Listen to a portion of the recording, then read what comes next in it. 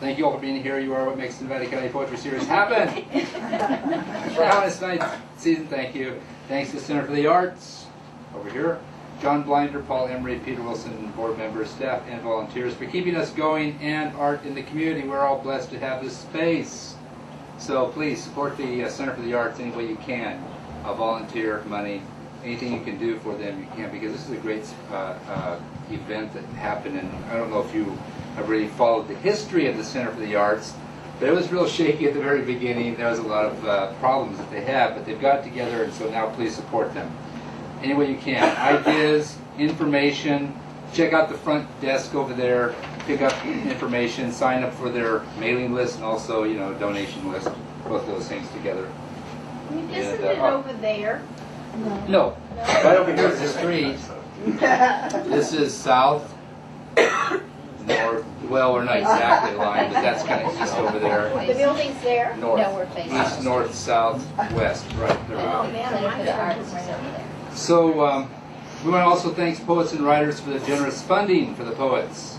And those of you who contributed the entrance fee, that also helped us out.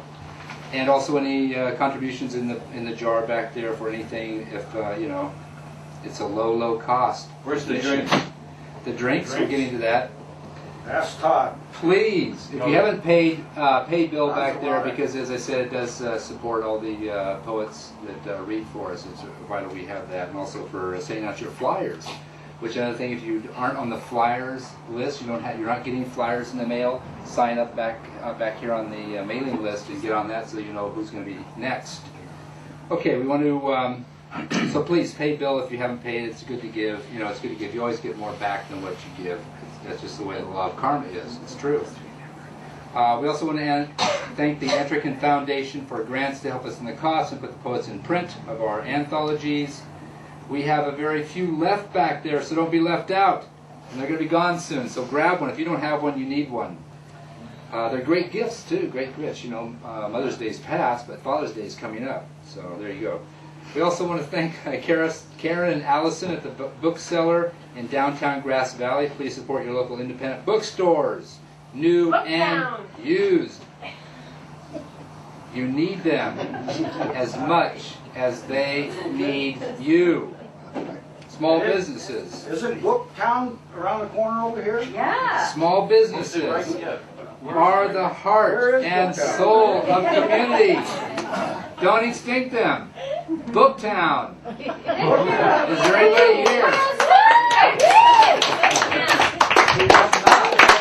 Well, we're Booktown. Isn't that where 6 Foot Swells did their release? That was at Jason's Coffee Shop. Right in front of Booktown. Right. Oh, that's where Booktown is. That's Booktown. Ask them. Also, in fact, we have two of them. Are you in Booktown, Ed? I'm in Tomes, the old Tomes. Tomes, okay. And Ed's a book dealer here. John's a book dealer. I don't know if we have any other book dealers here in the audience, but please support them because they do need your help. Yes, badly. Yeah, they do. I mean, you know, that's why they're over there. Basically, that's why they're over there, because they need to pull together the resources. So help them out. It's much better. See us afterwards to buy a book. Yeah, there you go. I think 6 Foot Swells books are available here too. That's true. We also have the anthologies, the NCPS anthologies over there as well, copies of those. And also individual writers who are in here, everybody's in there. Okay, so you don't want to extinct them because we need them. Okay. Also, oh, here it is again, Booktown Books. We want to thank you again, Booktown Books! On Bank Street, Grass Valley. Okay. Across from the new hotel. There we are, across from it. There we go. And it's on the corner there, right across from where Caroline's coffee shop was, or is it still there? It is. It is still there, okay. And we have maps back there. If you want a map, we'll bring out a map, okay? Walking tour today. Yeah, and we'll go over there. Yeah, right. We'll party after the thing. John's going to let us in. We're going to party with John over there. Okay. Great. Pam Young at the Union News for coverage of our readings. The Auburn Journal and Kel Munger of the Sacramento News and Review. Thanks to, yes, Adele Taylor. Yes. Technology, the continues. The Restrooms, there's one restroom right there. Oh, God. Went through this before. Also, but we have to go through this because it's vitally important information. Right there, and also you go out the back here, go down the stairs, and what the first one would be to your left as you go down the stairs right this way, and then you can go up the front here, and there's also another one in the room that's on the left-hand side, which would be the southeast corner of the building. Refreshments, cookies, soda, water are free, so help yourself to those. They're free, but you know, if you can put a donation in there, it helps pay for the cost. Please sign up for our mailing list, which should be right back here for our next readings. And on June 21st, Thursday at 7:30 p.m., we will have Terry Moore from Sacramento. I don't know if you know who Terry Moore is, but he's really quite a sensation. He's just toured everywhere in America. He's opened shows for some of the Earth, Wind, and Fire. Maya Angelou. There's several. He's also done openings for big star performers up at the MGM in Reno, in Las Vegas. He's been all over the place. He's really good. He memorizes most of his poems, and he wasn't really a what you would call a rap or a slam poet, but he kind of transformed that whole idea of slam. He's kind of a pioneer in it. He kind of transformed slam into a real positive direction. And he's really a phenomenon to listen to, so please come and hear that. And also we have Theresa Mccourt, who was in one of our anthologies, and she's an Australian. And she's really getting a lot of attention right now, too. She's a very fine writer as well. So I think you're going to really be thrilled to listen to them when they come here next month. So please come and visit us on that June 21st, Terry Moore and Theresa Mccourt.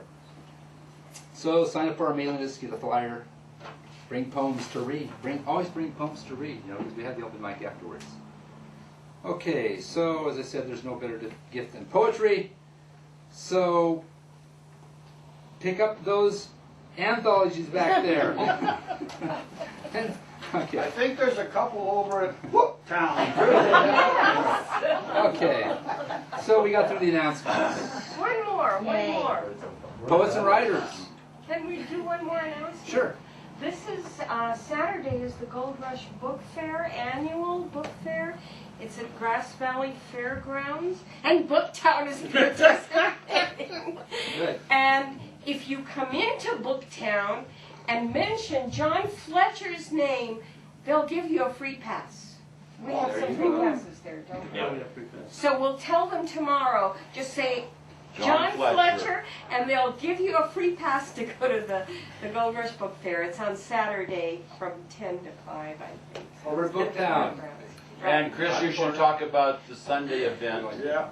Booktown, mention John Fletcher at Booktown over there in Booktown Books. They'll give you a free Free. pass. And Yes. that's at the fairground this year? Yeah.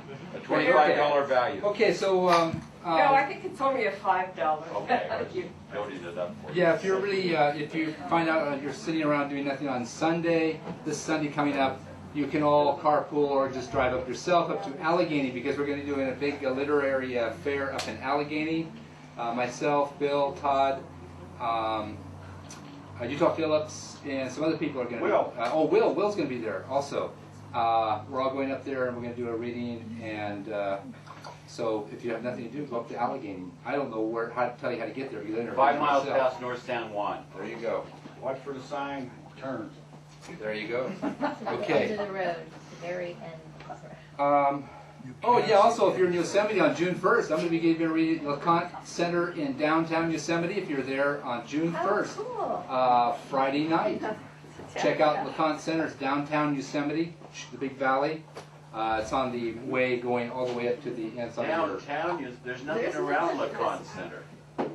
That whole place is downtown Yosemite. I see. Yeah, that is downtown. Yeah, there you go. And you won't believe what they're doing to it. So it's really wise that you go there and just check it out. You don't have to come listen to me. Is it good or bad what they're doing?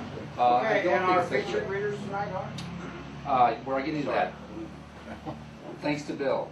Nevada County Poetry Series, Thursday, May 17th, presents 2 readers from our area. The first one is Tiffany Seagrave.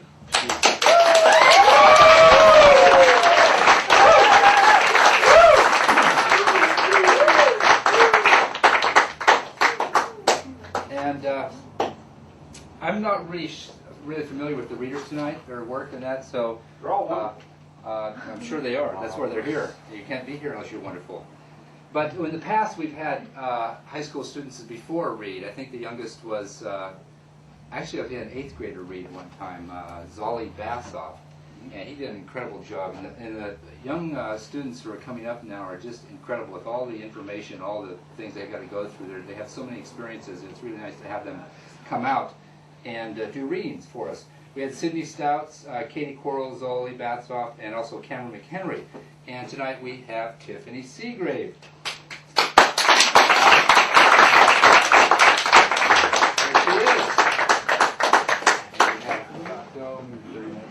Okay, will you tell me when I don't have any time left? Yeah. You need to speak up a little bit now. Okay. Is that good? That's good. All right, cool. Hi, I'm Tiffany. And I'm going to read, this poem first, and it's called Cancer. And it's kind of an angry poem, but I'm not angry. It's angry though. All right. Okay. I don't need that. Delicately dipping a toe into twin tainted tragic states, the ripple effect took place. He stood tall as a tree, rigid as a tower. His power leaked from the peaks and plundered down her creeks, her cracks. Jam-packed in her eyes, tears rested until they no longer would wait. She wept, he kept on staring, on glaring, on tearing her heart out, her mind about to burn. He turned his topple effect to the pond beyond her thoughts, her soul, pouring poison in the bowl. The nourishment for her body transformed into punishment for her senses. Her senses burst into the worst form of fate, but it was simply too late. He could no longer perpetrate a malicious master. She saw him for what he was, cancer.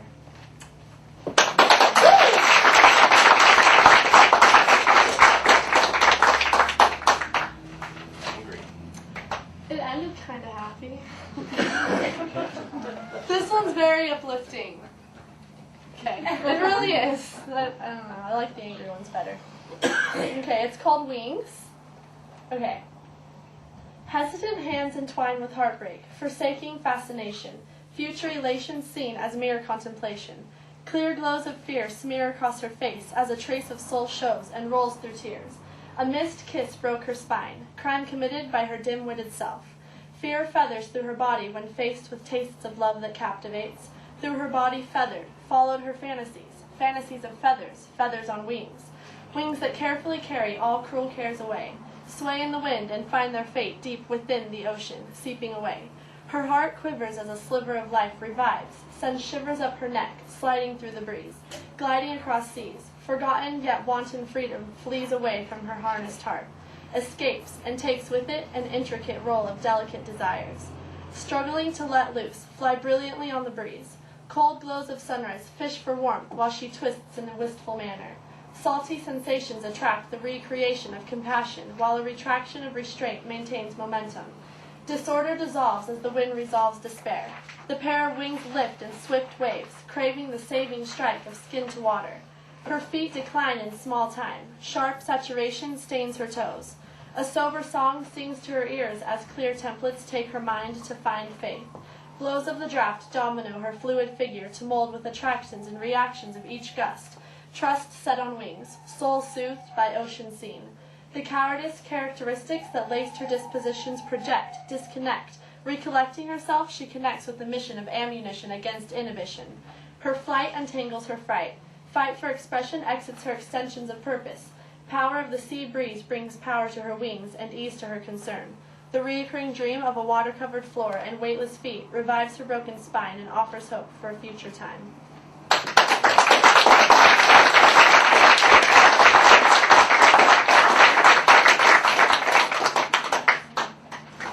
It's getting a little warm. Yes. Can we open a window? No, We can can't. turn that on. I Okay, can it's talk a little- loud. It's a little noisy. It's okay. Forgive us My on voice that. carries. Your voice is great. Do our ordinary. Yeah. We could open a couple of side doors. We can't get, they're painted shut right now, John. Painters are up there. Well, I'm a punk, I can break one of those. Tiffany, Yeah. please go. Okay. Here, calm down, honey. I'm gonna be loud for you guys. You're good. You're doing excellent. All right. This one I wrote for my creative writing class to capture one moment, and I chose a love moment because I'm a teenage girl. That goes smoothly for me. All right. Do not disturb does not apply when he smiles. The look in her eyes shifts with the lift of the air, her emotions laid bare. On her face, thin traces of red embed themselves within her cheeks. His eyes observe as her wall weakens. The creek's end, cherry lips rise above an indented chin, smoothly rising in time with his hands tracing her fingers. Finally entwined, each extension of their intentions enters her heart through his touch. 10 touches, 5 for each hand, softly trace her wrist. Tickles travel in a subtle manner. He scans her reaction, waiting for the impact of small insinuations, inconspicuous inclinations, intending to inform her of his feelings. Flavored wind brushes his face, winter's memorable taste tainting the new spring day. The chill of the air tightens his grip. Fate plays with the grays, painting over them with trays of fiery wind, infringing on the solitude of shyness, implying action, indicating important moments, dictating decisions. Drenched in destiny's assurance, he assures himself, hiding behind comfort will unsort the situation. The small creation of emotion, timidly taking its time to reveal itself. The stealth of her thoughts is slightly wiped away as fate's sway blows his pheromones her way. His simple smell seduces relaxation into her shoulders. Secretly, she senses the ease in her spine, entwined with the ease of her mind. His kind eyes reflect a section of her heart saved for him. Her stomach spins in a nervous fit as she realizes his hold on her affection. She hears him laugh, charming and effortless, effective in affecting her disposition. Green grass enveloping their blanket reflects the shade of his eyes. Surprising senses send her feet racing, revealing her nervous tendency. Her foot parts the grass. Soft scratches whisper to her ankles, a warning to stop fidgeting. With effort, she calms herself, handing her nerves to time, handing herself to him. He releases his grip on her fingers and finds her face. With suspense suspending her breath, she closes her eyes. He watches her lashes lower and lowers his face until his lips glide across hers, two souls discovering the meaning of falling in love.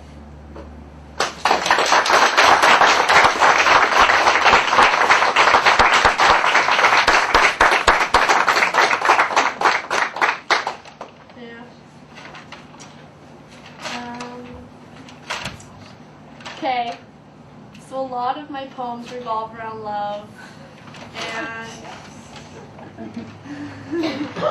so I'm going to do one more love poem before I do a non-love poem, just so I can break up the love poems. This one's shorter though. So, your breath glides across my skin, steam repelling, emotions excelling, rebelling against muffled feeling. This healing releases raw affection, shattered souls taped together. One moment teasing torment to the deceitful devils of disconnection. This perfection holds two smiles, shy and subtle. No lies would pry the sensation from the recreation. Each menacing move, faltering footstep, brings you closer, offering obstacles we'd love to overcome. Chemistry causes us to run, not away, together. Static magnets, fractioning friction, I feel rich in this moment. History records no equivalent to two hands tickling. Tangled fingers, radiating passion, rising above. It may not be permanent, but right now this is love.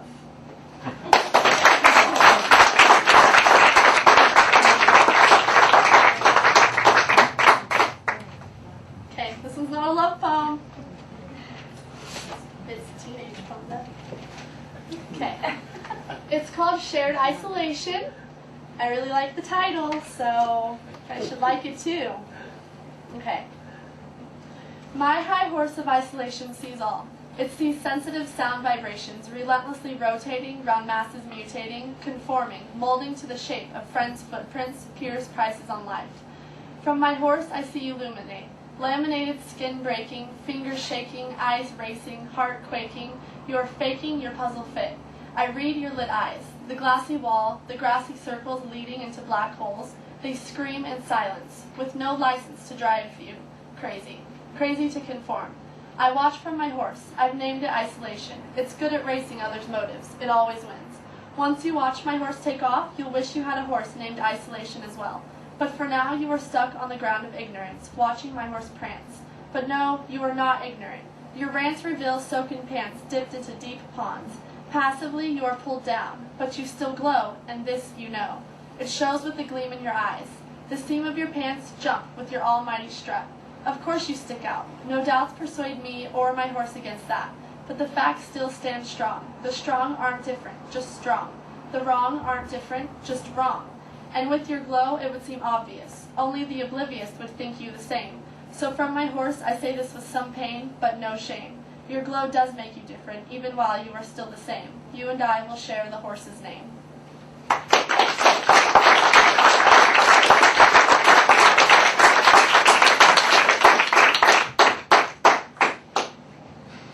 Okay, this one is called Wonder, and it's another one I had to do for my creative writing class, and we were supposed to capture an emotion. I'm not sure if wonder is a very good emotion to try and capture, but I tried, and it kind of turned into a love poem. I don't know. It's easy to write about. Okay. It would seem that my dreams have drifted, delicately driving my mind more so to go toward a puzzled place. Quick questions lace themselves between my fingers, with your fingers. Phatic fidgeting of my mouth forms words that would mean more if I spoke the truth. Tender thoughts take time to tickle my fickle state of being. My chin lifts with a shift in the air, the answer to my question laid bare. Still, blindness hides the kindness of fate. I wonder, is it too late? The state of this dream stands still with the stream of emotions hidden under my sleeve. The wonder won't cease. The sensitivity of my curiosity sinks in with a subtle pursing of my lips. To switch the subject would only eject my sanity. Complete calamity would run with me if I let this be. The wonder wishes freedom, to be released, and as I crease my sleeve to cover my thoughts, I steal a momentary sweet satisfaction to the question previously mentioned. For fate has frightfully tangled ways of showing signs that walk in whispers, and wish to transfer to ears. Someday soon my ears will yield the answer, and the tangled fate will unravel and fall in between the state of our tangled fingers.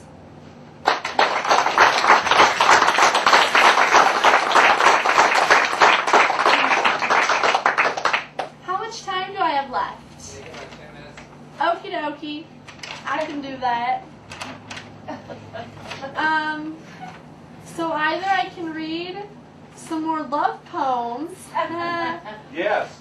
or I could read a short story that I did in poetic format. So it's a poem, but it's a long, long, long poem. Oh, let's have some love. Read love. Love?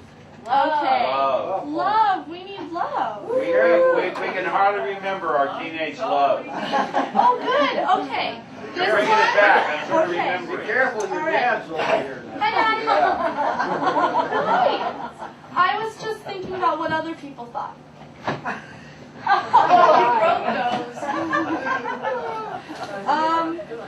So this one. They have Richard Magic, so it's just me. Okay. That's Dad over there. Yeah, that's my dad. This one's about love. I don't know. I've never felt like this before, but I was imagining. Okay. Yeah, it happened to a friend of yours. Yeah. It did. Hypothetical. Yeah. It was a friend of a friend. I heard it. It was on the Disney Channel. Okay. Our eyes link and lock, leading lips to speak. Drapes drift over senses, with hearts sensing inevitable sensations. A relation forms as the moon warms. The morning is for warning and introduction to reality. The productions of your smile produces a file to my chains. Unexpected rain kisses our cheeks as I wish to kiss you. The time to come can call an end to insanity. It can be. I believe it can be.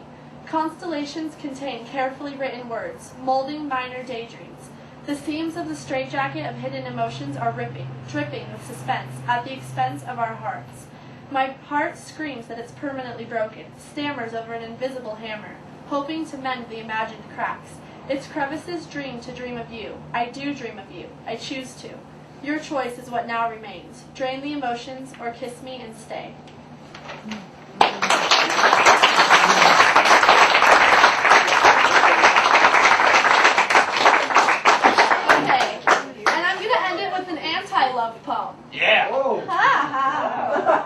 It's still about love, though. It's just no love. Our love child. This means peace, so I'll cover it up for this poem. Okay. It's called Cold Extensions of Affection. It's a happy title. Okay. Avoid, deny. Avoid any attraction to intricate individuals, like pills, addicting, conflicting with my isolation, chronic rotation around worrisome waves of emotion, smeared across hearts like lotion, liquid soothing erosion invades my fortress in an explosion, not external, internal implosion. The corrosion contradicting personal points of view, the few of which my mind is made up rock solid on, refrain from falling on other shoulders to cry on. You can keep prying on my chains, filing my fangs. I advise you to switch lanes. Take the exit. I don't fit in with happiness. No soft caress will suppress my need to avoid, deny. Avoid any connection that could die, and the recollection of which would cause this delicate mind to cry. With the breaking connection comes the breaking of my heart. My heart is a part of me in which I've grown fond in covering and hovering over its cage, surreptitiously guarding against anyone intending on maliciously stealing, borrowing, accepting, or perfecting my cruel intentions, cold extensions of affection, false representations to cause mutual elation. I have safety in my avoidance. No hands will hold the key to my willingness to rest in his arms. Strong arms, you have no right to bear arms. I adamantly avoid. I am driven to deny. So far I've seen success. So far I have not cried.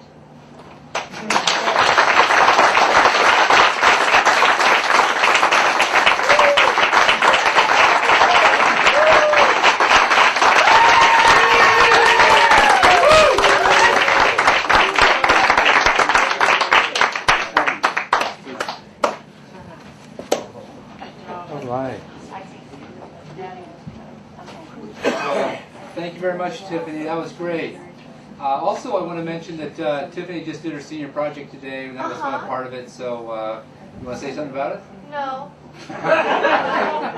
Yale Intricate was one of her judges. Yeah. So anyway, she passed with flying colors, and that's great. Yeah, so thank you very much for doing that, and also for being here, for reading your poems to us. That was really good. Thank you for watching.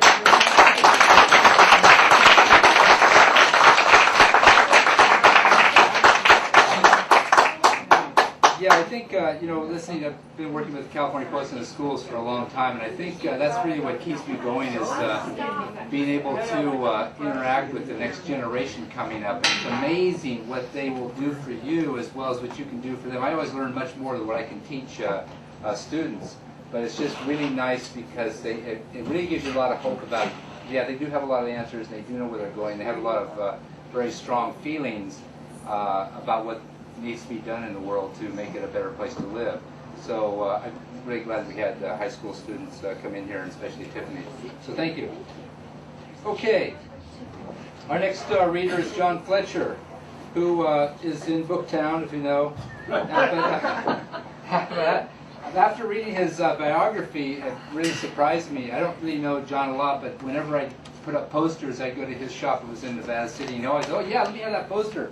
He'd put it right up there immediately. Most of the people, they'd look at it and say, oh yeah, okay, well, we'll put it up sometime, throw it. John was really adamant about getting it up there. And reading his biography, I see he's probably done, I probably know him as well as I know myself, because almost all the things that he has on his biography here basically is what I did at the same time, I think. But it's really nice to have him here and have him read. So here's John Fletcher.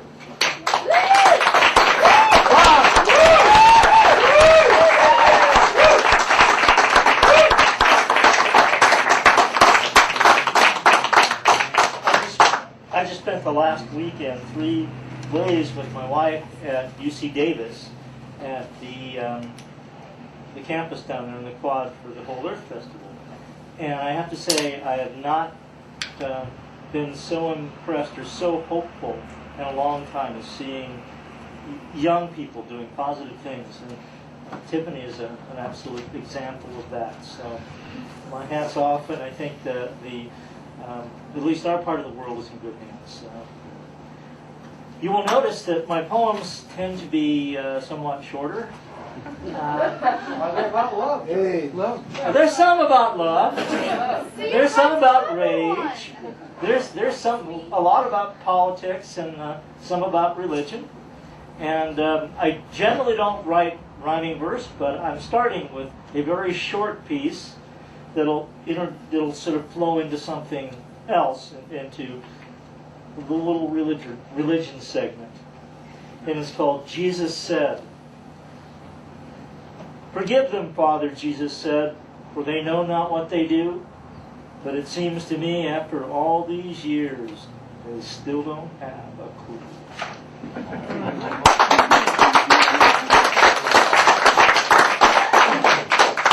so true. Eternity.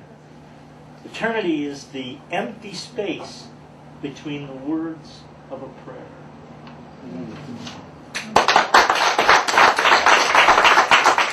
This.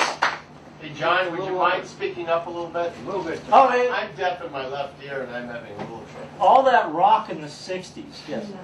Okay, I wrote this poem 91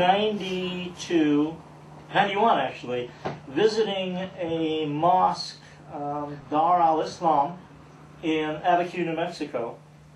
And this beautiful, beautiful mosque. And watching the men go into one area to pray and the women to go into another area to pray. And their prayers, I thought, were trapped.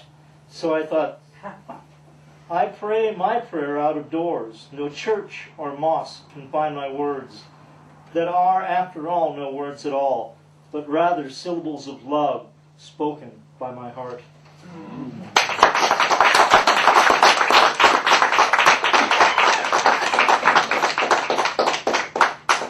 This is how I feel about institutional religion. Called the church. The bread has gone stale, and the wine soured. The incense is but smoke. Old men still offer blood and body, but their blood now runs cold, and their bodies decay under soiled robes. Now only the building that houses the sacrament inspires awe, for the sacred has departed.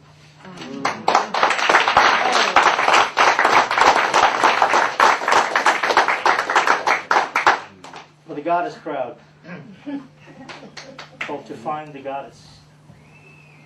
If you wish to find the goddess, look deep into the darkness of the night. There, in the deepest part of space, where the moderns would say the Big Bang took place, there she will be resting in her bed. It was, after all, a very difficult delivery.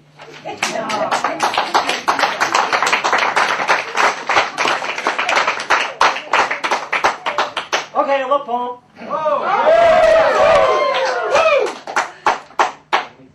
Lying next to you, feeling your heartbeat, listening to you breathe, I too am listening to my own breath, feeling my own heartbeat.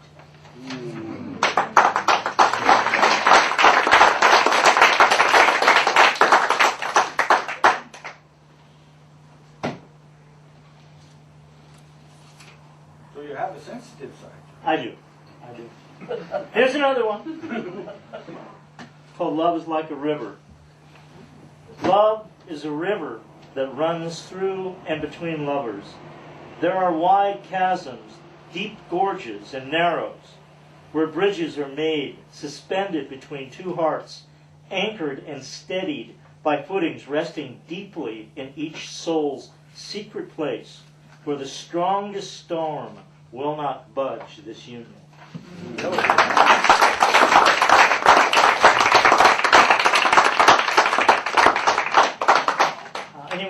Any of you who know me know that I am a professed anarchist. I've been that way since I've 4 years working for a corporation, and no, couldn't do that again. Been self-employed so long that nobody else would want to employ me. And booked out. I used to be a gardener too. I've done a few things in my life. Work in a winery. Okay. Yeah, of course, you know the difference between a wino and a connoisseur, don't you? No. Yeah, the connoisseur takes it out of the bag. This is called labor. A little more my political side. If work is merely for wage, it is slavery. If our time is not our own, we are vassals. If there is no other reason for rising each day but to labor, we are but beasts. Freedom is my reason for living, joy my heart's desire, hope is what my soul rests upon. I sell my labor to no one. To do so is to sell my very soul.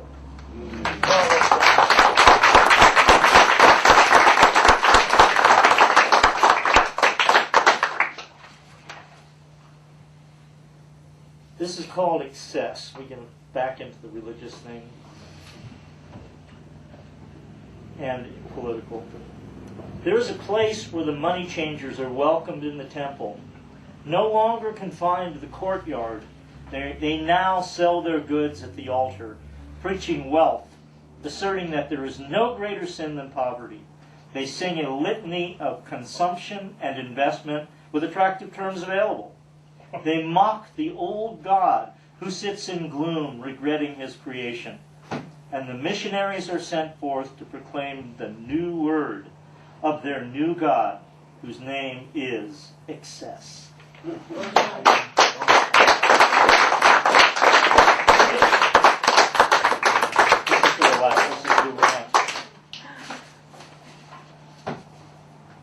Advice to the young. Don't grow old in your youth. Old age is a state of mind, as well as a physical reality. It can happen at any time in life. Avoid it. Boys chase girls or other boys. Girls chase boys or other girls, according to their preferences. It will keep you away from evil and violence. Don't pay mind to ministers or politicians. They lie. Avoid church. It will forever keep you separated from the divine. Always remember, your true career is living. It is only work that will give you lasting satisfaction. Resist all those things that your soul refutes. Follow only your path. All others lead to hell.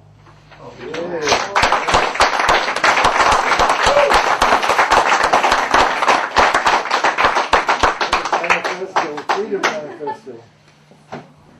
Spring. Risen in new life, the green Savior gathers her disciples. With death overcome, the risen one spreads life over a slumbering world.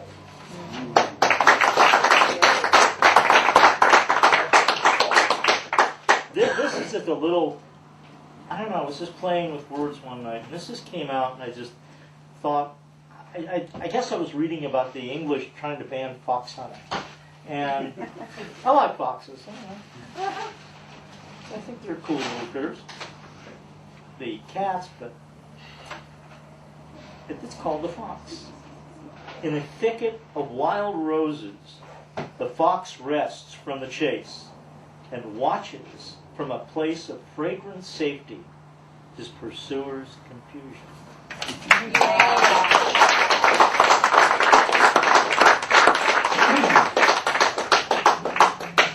By the time I was probably 3 years old, I had a morbid fear of spiders.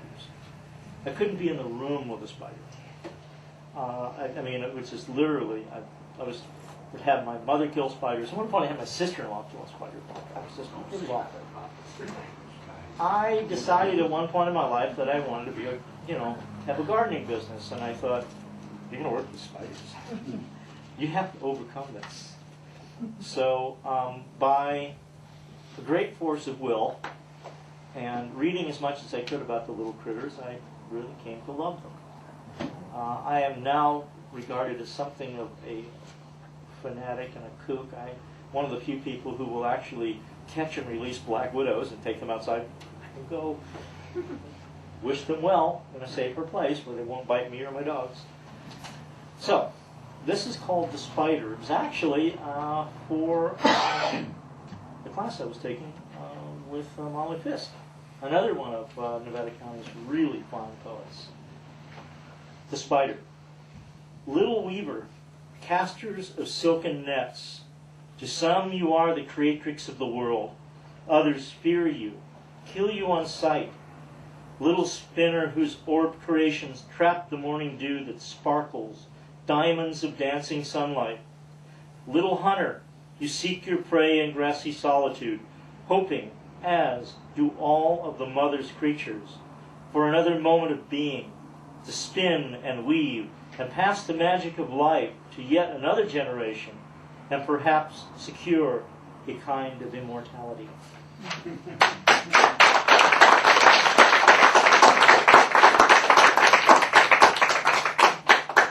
This one's untitled. The forest god and his goddess, his one true love, gave life and many happy children, who in turn gave life to others through countless generations, and the forest rang with their joy until that day when the missionaries of the sky god came, self-righteous men, armed and dangerous. They slayed the forest god and defiled and defamed the goddess, enslaved the children in chains of iron, and laid claim and waste to sacred Eden. The rest is history, written in blood, in a book that has no soul. A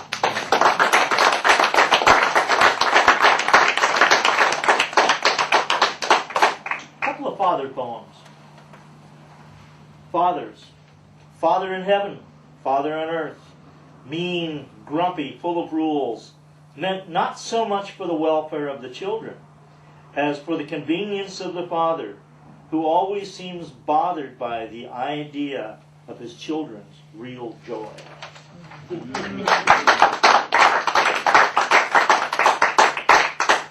because they're up to something.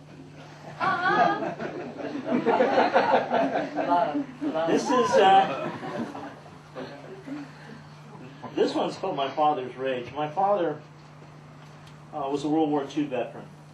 Fought with Patton's Third Army and came back with horrible nightmares, and sometimes it was very difficult to deal with, especially when he drank. And Mine too. yeah, it's called My Father's Rage.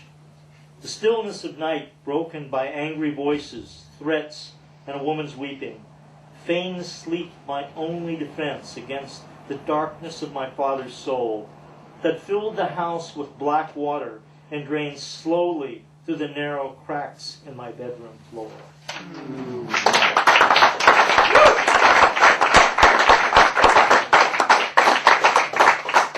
Here comes the anarchist again. Uh-oh. Capitalism. The great machine that runs our lives is powered by the energy given up or stolen from our very souls, then sold back to us as shabby goods at a hefty profit, and we gleefully pay, saying to one another, "What a deal! What a deal we've made! What a deal!"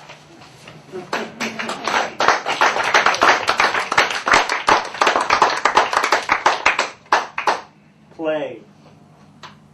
Fathers and sons are never reconciled in a land where work comes first, play is scorned, viewed as childish, of no worth. So men forget games played by fathers and their sons, replaced by sports, games played by men, whose fathers never played with them, icons of the game, latter-day gladiators who fill the television, that distract men, but a poor substitute for fathers and sons at play.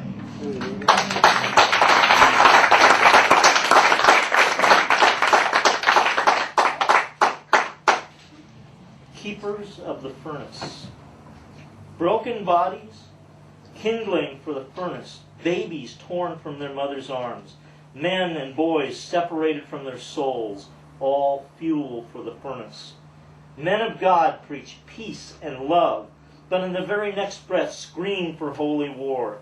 They are the keepers of the furnace, as guilty, or more so, as the generals and the weaponeers who provide the hardware.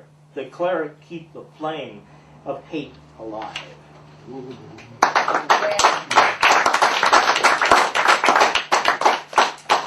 This is called View from Little Round Top. I don't know how much you remember of your Civil War history, but there was, in Gettysburg, there's Little Round Top.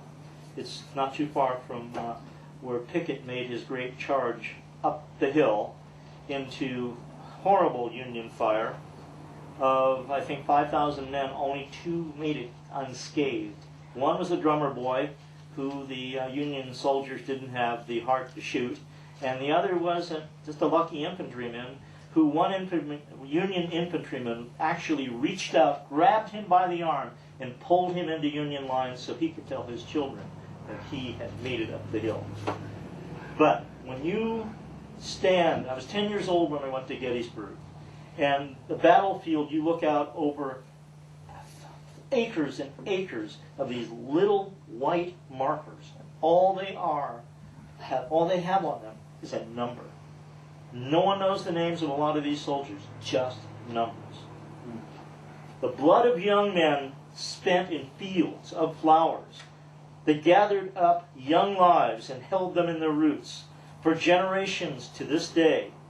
But these lives would be spent better, wiser, embracing girls, dreamed of on drill or picket, the lone now the embracer of the eternal young, remembered today only as numbers carved in small square stones.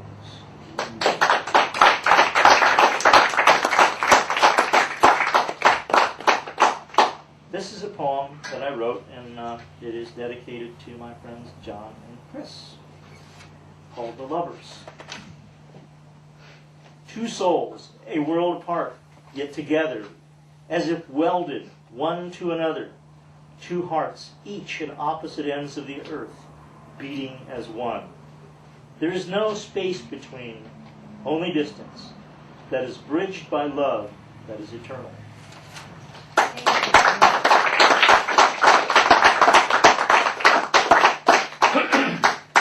Here's a prose piece. I don't know if anyone here knows it. I think a few of you do. But I'm a broadcaster on a community radio station, KVMR, and I had the opportunity once to talk to some folks from the group Move, and they were very active in trying to free Mumia Abu-Jamal. As a matter of fact, 8 of their own people are imprisoned for a murder that they could not have possibly committed, but that's another story. And this is called Political Prisoners. When most Americans think of political prisoners, several images come to their minds. The first being the half-starved, frozen, frostbitten zeks of Stalin's Gulag system. Next are the faceless, nameless wretches and the southern dictators like Chile's Pinochet, or the racist compounds in South Africa that held Nelson Mandela. These are truly places of horror, repression, and torture, and will forever have their place in infamy. Americans, for the most part, however, have a convenient case of political myopia, where our own history is concerned. From the latter part of the 19th century until the present, America has a shameless record of political repression. There are manifold examples. Here are but a few. The execution of 4 members of the Haymarket 8, the numerous jailings of Margaret Sanger for advocating birth control, the imprisonment of Emma Goldman and Alec Berkman for speeches against American involvement in World War I, and the imprisonment of Eugene B. Debs for asking young men to resist service in that same war, and the rigged trial of the Italian immigrant anarchists Sacco and Vanzetti. In more modern times, things have become no better. Leonard Peltier remains incarcerated for more than a quarter of a century on a conviction that many say was accomplished by rigging or manufacturing evidence and intimidating witnesses. Mumia Abu-Jamal still lingers on death row in Pennsylvania, even though his death sentence has been overturned nearly 2 years ago. Move 9, still in prison after 27 years. It has taken 22 years for their appeal to make it to the federal courts. A non-political case takes an average of 5 years. I have not included in my polemic the wholesale roundup of Japanese Americans during World War II, or the theft of land and the attempted genocide of indigenous Americans that continue to this day. And let us not forget the POWs that our government is holding in cages in Guantanamo Bay in violation of international law. American prisons are filled with men and women who do not belong there. From the nonviolent drug users to the mentally ill. It is said that 1/3 to 1/2 of America's prison population could be dealt with in a more humane and cost-effective way. Lobbying by private prison corporations and prison guards union has so far swayed legislatures and hence made drug abusers and mentally ill de facto political prisoners. It is up to every person of good conscience to ask themselves if this is the kind of country we want to live in, and to pass to our children and grandchildren. I know that what my answer is, and I use my voice for those whose voices have been rendered voiceless.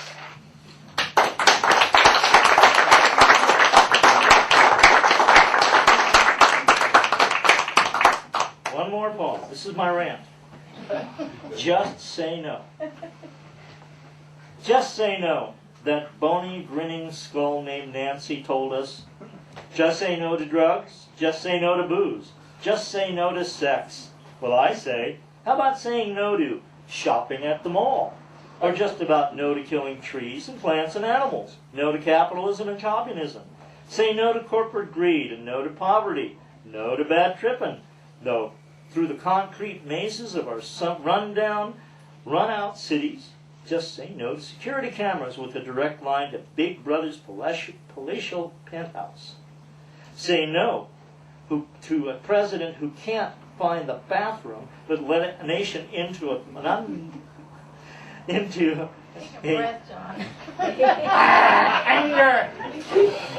unnecessary and an illegal war. Say no to indignity, cruelty, brutality, and degradation. Just say no to rainforest rape, to river damming, to building highways leading to a place called hopelessness. Just say no to bombs and bombers. Just say no to cock-shaped world destroyers, to tear gas and nerve gas and bioweapons. Just say no to George and Roberto, that liar. Just say no to bad bourbon, bad breath, and bad news. Say no to big fat no to Jerry Falwell. May his soul rest in forever. Swaggart and Robertson, and the rest of the fundamentally flawed, who keep God in a box behind the electronic altar and dust him off on Sunday service or a praise-a-thon. Say no name yet to the street named for Madison, whose gray flannel Gucci-clad hucksters mislead, misdirect, and lie to deceive us, selling the earth-destroying garbage that no one needs or wants. Say no to the military-industrial complex and its techno-wet dream. Say no to Megacorp International and such that want to own the planet and all the trees, minerals, oil, water, and living souls on her. No, no, no. Just say no to the direction charted for us when our ship of state was launched, with the most of our ancestors traveling steerage. Just say no to strip mines, deep mines, land mines, and smokestacks, smog, black lung, brown lung, and substandard health care. And say no to the most destructive, addictive drug of all. Say no to television and a never blinking eye that makes us numb and dumb to our souls and puts us in a hazy trance of consuming madness. Just say no to all that, and maybe we can have time to have a party and say, did anybody bring some papers?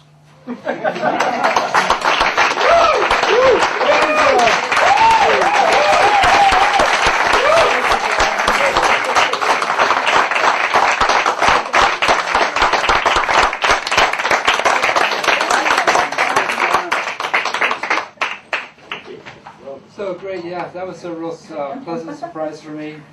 because I haven't heard either one of you read before, so that was really great. You guys did really well. Maybe you guys are going to go on tour or something, you know? that was great. Yeah. Thank you very much. Tiffany Seagraves and John Fletcher, thank you very much.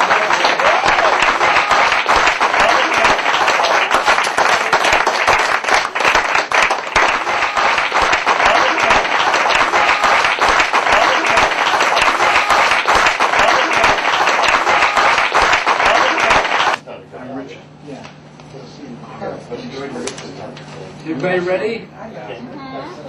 Ready? Great. You got it, Adele? Mm-hmm. Okay, great. Okay, so here we are. We're in the open mic section. This is probably your first and last chance to ever read in this room. But who knows? We might be back. Okay, first reader is Ed Buren.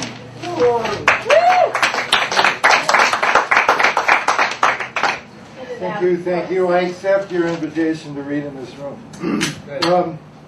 Okay, for Christmas or over New Year's, I went to Baja to camp in some remote spot, and there was a mountain there called Pico de Cordon, which means Cactus Mountain, which I climbed several times because everybody else was surfing, and so it's called On Cactus Mountain.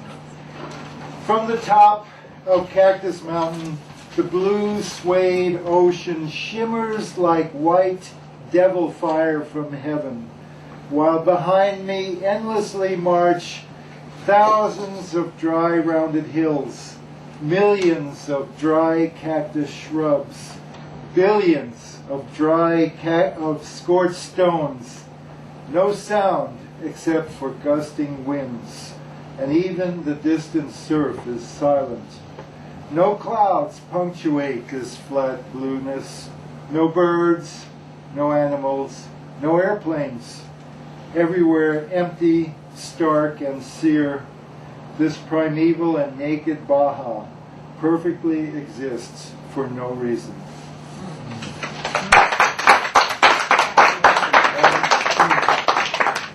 And just one other poem here. I went to Boulder not long ago, a few weeks ago, and the Boulder is where it's like sort of the Buddhist headquarters of America, and the center, the Shambhala Center for Buddhism is there, which I visited.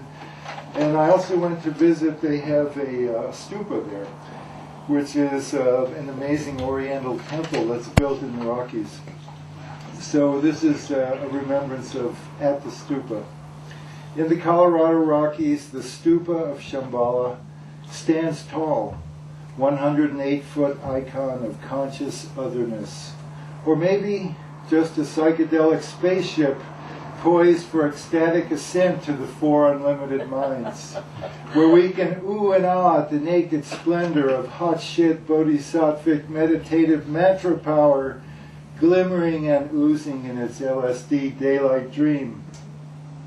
Here Trungpa sat in his dumpy little trailer and imagined this gaudy, giddy masterpiece from no mind into being, into timelessness, multi-shimmering, unbelievable, unthing, stupendous, stereoptic Eastern sphinxter that purifies my dingleberries with delight, stings my 4 eyes and brains with delight.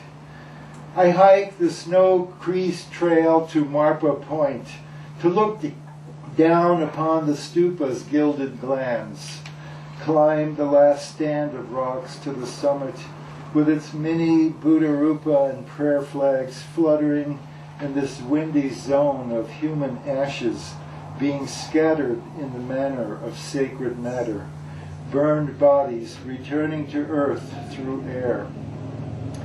I kneel, I pray, I cry, I expand into the moment to snatch a brief glimpse of adamantine space.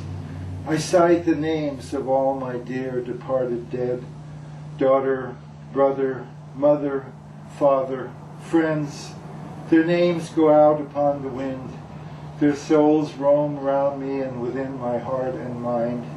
Blessed be, blessings on thee, my own beloveds. Soon enough I shall join these disembodiments